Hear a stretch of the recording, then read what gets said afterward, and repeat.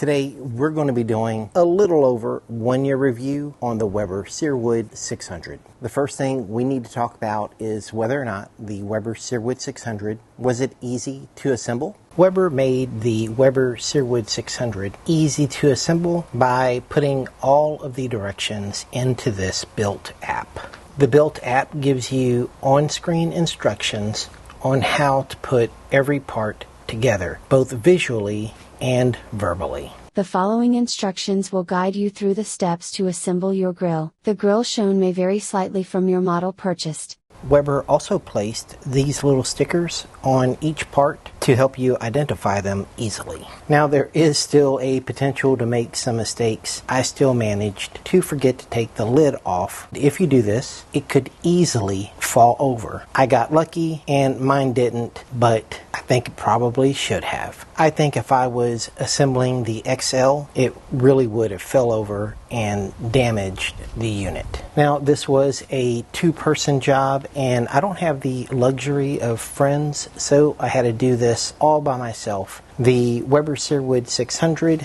being the smaller one, was easy enough to handle. Now let's get the grates in, and then I can show you how some frozen meat fits on those grates. Here's a small brisket. It is almost 10 pounds from the back to the front, and after trimming it'll even fit a little better. Here's a rack of St. Louis style ribs, and it also fits from front to back. And that same 10-pound brisket fits on the top shelf, and you can easily close the lid. 10-pound brisket on the left, the ribs on the right, and there's also enough room for another rack of ribs. Now that we've talked about the assembly of the Weber Searwood 600, let me tell you about the two ways you can control this pellet grill. The first way you can control the temperature is via the app. The app is intuitive, which makes it easy to use. You can use the Weber AI to monitor your grill temperature and keep it steady. But if you wanted to, you can choose a manual way of setting your temperature. And if you like an extra smoky flavor on your protein, you can always use the smoke boost. Now that's not the only thing the app is good for. If you have the app, you can use the app to actually guide you through your cook. It has these preset recipes. You can choose one and then follow all of the instructions on the app and let the Weber AI monitor and cook your food for you. Now if you prefer, you can use the manual mode. Now you do have to start the manual mode on the unit itself, not via the app. But once you have manual mode set, you can then use the app to control your temperature. You can also just dial in the temperature you want and set it and forget it without the app. Now that we know how to control the Weber Searwood 600 pellet grill, how fast does it actually come up to temp? Since it's the Weber Searwood 600, let's set it to 600 and let it go. And just so you know the conditions, it is 90 degrees outside and 61% humidity. Now let's just let our timer go. It is 4:35 p.m. Now I was truly impressed the first time I did this, how fast this was getting up to temp. And then at 4:51, 16 minutes later, we hit 600 degrees. We got our chime and our little pop-up. And yeah, that's really fast to get all the way to 600 degrees. That is faster than my oven. So after having the Weber Searwood 600 for over a year now, it is by far the most versatile pellet grill I have ever owned. Let's just take a look at a couple of the items that I have cooked over the past year. The first thing I want to show you is the brisket. It's just dripping all over my cutting board. Incredible. Just check out this smoke ring. Look how deep it is, and look at that avalanche of juice just coming out. No squeezing here. The Weber Searwood 600 is not a one-trick pony. Check out this 14-pound turkey. We just spatchcocked it, put it on the grill, and let the Weber Searwood 600 do its thing.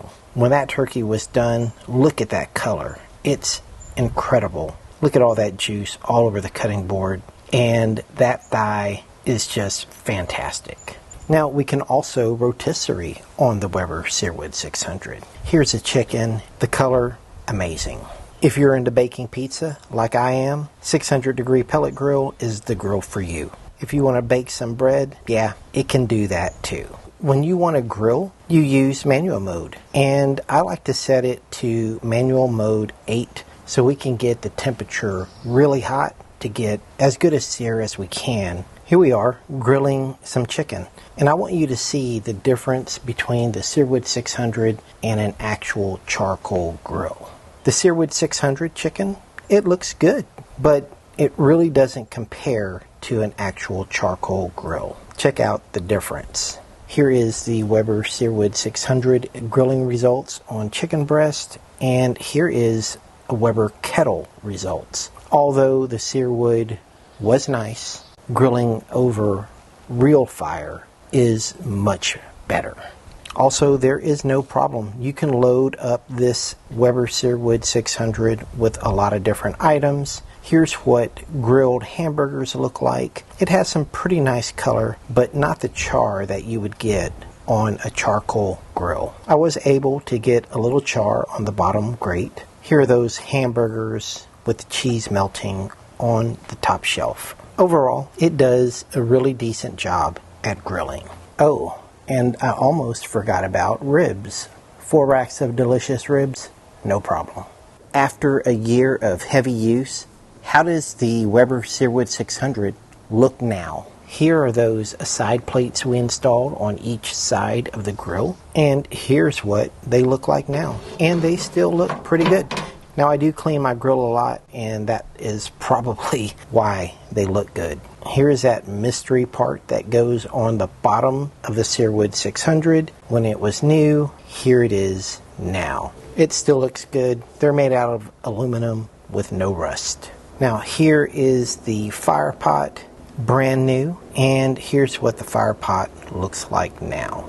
Here is the heat deflector, brand new, beautiful and shiny. Here's what it looks like now with a little patina on it. On top of that goes the flavorizer bar, brand new, beautiful, and it now also has just a little patina on it, made out of aluminum so it's not rusting.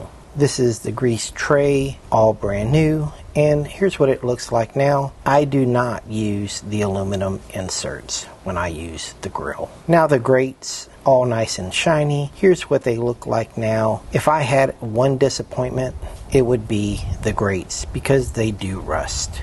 Now the only problem I could find on the inside, you can see here, and look at the seal. It's nice and intact, but look at the seal now, a year later, it's starting to peel off. And there you have it, a year ago versus today. Now that I've used this for over a year, what are some things that I would like to see in future models or in a premium model? Now it comes with 2 fixed back wheels, but it really needs 2 front casters. This is, to me, inexcusable not to have 4 wheels on this pellet grill. The less expensive Z grills gives you 4 articulating locking casters. It needs to come with a cover. A cover makes your grill last longer, especially when you have electronic parts like the Weber Searwood 600. And the Z grills, well, it also comes with a cover, and you don't have to buy that extra. It comes like that out of the box. What do I think about this grill today? Well, I actually loved it and have no problem recommending the Searwood 600 to you. Now, if you haven't already subscribed to View to a Grill, go ahead, hit that subscribe button. I'll see you guys next time. Take care, y'all.